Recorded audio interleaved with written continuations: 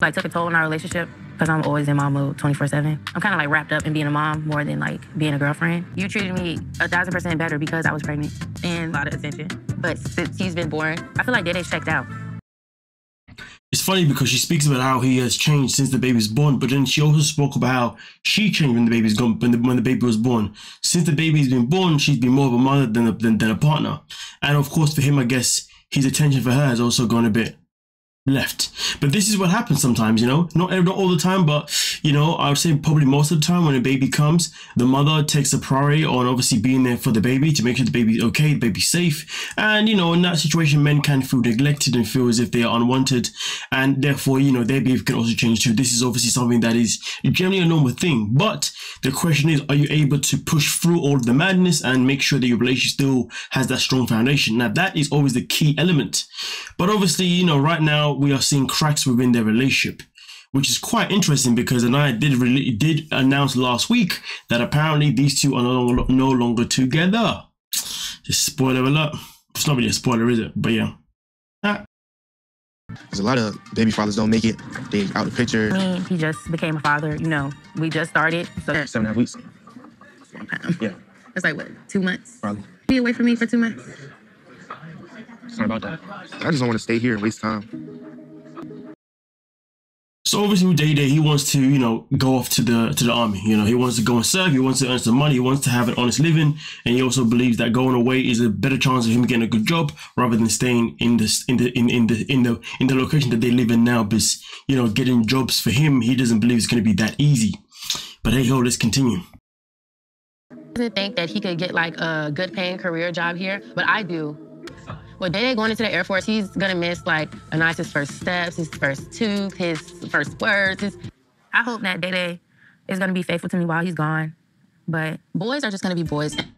I mean, don't get me wrong, yes, he's gonna be in a position where he's gonna miss a whole lot of things, but I think it's a matter of deciding, do I try and build a foundation now for my family, or do I try and do it later on so I don't miss the early bits of the baby's, you know, upbringing. I mean, for me personally, I'd probably pick the option he's going with now. Try and build that foundation now rather than later. But at the same time, this is why you don't have kids at such a young age. You're supposed to have kids once you've built your financial foundation. You know what I mean? To avoid situations like these. So anyone out there that is young, pay attention. If you have kids too young, these are the risks that these are the risks that you may have to take by one of you as a guest solely being the parent by themselves, while the other one goes and builds that financial foundation. You know what I mean? It is definitely not ideal. And to be fair, even when you're older, if you still meet someone that's, I guess, in this situation, that's in the military or whatever, there's still the chance, even when you meet them and you have a kid with them, you're still probably going to be the person that's going to be the child the most anyway, because that person's probably going to get deployed to here, then everywhere anyway. You know what I mean? So when it comes to his job role, I guess it doesn't change it that much anyway, but ideally you always want, well, but in reality, you're supposed to get your financial life together before you even think about having children. And obviously Anaya is now panicking the fact that because he's going to be going away to another state, you know, for like 7 weeks, she panics that he may find someone else. Whether or not that had happened or not, I don't know. You know what I mean? But I do know these two are no longer together, which is kind of annoying because it doesn't make the rest of the season pointless, but I was really rooting for them, you know? So it's kind of ruined it for me when it comes to them. But nonetheless, though, let's move on to the next couple. The judge basically gave me a temporary custody order as if I still live in Pennsylvania. Every Wednesday, 4 p.m. to 7 p.m. and every other Monday. It's impossible for me to be in Myrtle Beach. And I can't appeal it for 10 days. Is able to help Jenna. Ready? In my opinion, I don't think that he truly wants custody of Luca. She's in love with JJ. She moved down there to start a new life. Wants to be his disrespect. The matter of the fact is, it does feel convenient that Aiden wants to have a responsibility in his child's life all of a sudden.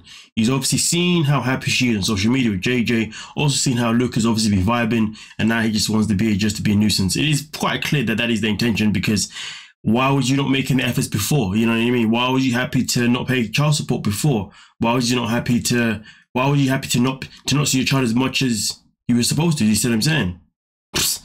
Honestly, people like him just infuriate me because you're just creating a traumatic experience for your kid, you know what I mean? But it is what it is. As a force as he possibly can to Jenna and her life and her happiness. I have no respect for Aiden. Oh my God, JJ. That's terrible. I'll buy him his ticket to come down here when he's ready to fight after seeing this. I mean, listen, I condone no violence, you know what I mean? But I can definitely feel why JJ's feeling some type of way. He's obviously frustrated because he doesn't want to lose out on Jenna again because, of course, him and Jenna were together, but then they moved. And obviously now they've been able to reconnect. So, of course, he doesn't want to lose her again, you know what I'm saying? So I can understand his frustrations due to the fact that Aiden is being a selfish little PRICK, you know what I mean? Towards Jenna as well as Luca as well. So I do get it. But I don't condone it. Stop it. Knowing when Aiden's at work, he's at work 90% of the day. So it's not in the best interest of Luca right now to a long period of time with somebody who is not his dad. At first, I wasn't too sure what she meant, but I get it now. Even when it was Luca, I believe he's going to be spending 5 days with his dad at this moment in time. So therefore, what she's trying to say is that, well, when he's off working, he's going to be spending time with Luca, right? And I think I think it's a matter of her trying to say that basically, I don't expect Aiden to be consistent with this whole situation with Luca. So for him to spend this amount of time with Aiden, knowing that Aiden's probably going to end up, you know, failing anyway in this weird quest of his, it's not healthy for the child because the child's then going to potentially be affected by abandonment issues. You know, one minute he sees Aiden, next minute he doesn't. You know what I mean? There's going to be a lack of consistency of Aiden in his life, which 100% always creates abandonment issues. But let's continue. I'm not too sure if that's what she was trying to say, but she worded a bit strange. But yeah. I am hopeful with this new lawyer, but I'm still really anxious because I could end up having to live in Altoona again, and I don't expect JJ to pick up and move back to spend his life in Myrtle Beach.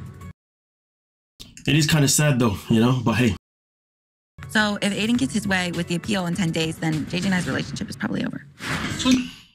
That is rather tragic, you know what I mean? That obviously these two have tried to make a connection again, or they have made a connection again, and also on top of that, her son Luke has also made a very healthy relationship with JJ. JJ's also made a healthy relationship with Luke as well, and it was something that you could see going into the right direction. But it is sad that it is something that may not go in the right direction due to the involvement of Aiden. But I think from social media they are also together, her and JJ.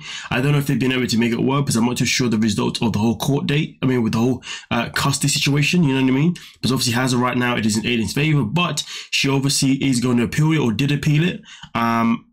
Listen, for me personally, as far as I'm concerned, a child should never be used when it comes to a war or differences between a mother and between the dad and the mom. Do you see what I'm saying?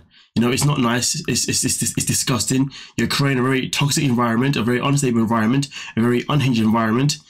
And in the long run, that child, again, is going to have resentment for one of them, or if not both of them. And also is going to have serious abandonment issues, you know, and it's not nice. It's not fair.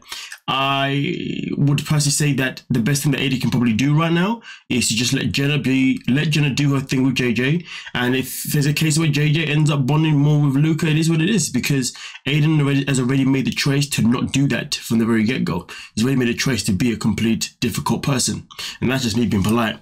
But nonetheless, though, let me know your thoughts, let me know your opinions, and we'll talk about it. Don't forget to like. Oh yeah, the reason why I haven't spoke about the other couples, obviously with Graham and Kaylee, the reason is because purely it's all about labor. There's nothing I can really say about their labor situation. Do you know what I mean? That's not my area of opinions. You know, I don't know. Giving babies isn't really my thing, and literally that's what the whole thing was. And it was more about how there was a complication, and now she may have to have a C-section to allow the baby to be delivered. So that's why I haven't really spoken about them. Regarding Lily and Lawrence, to be fair, literally it's all about a hen do and a bachelor party, and yeah, whatever. That's why I haven't spoke about them, just so you know.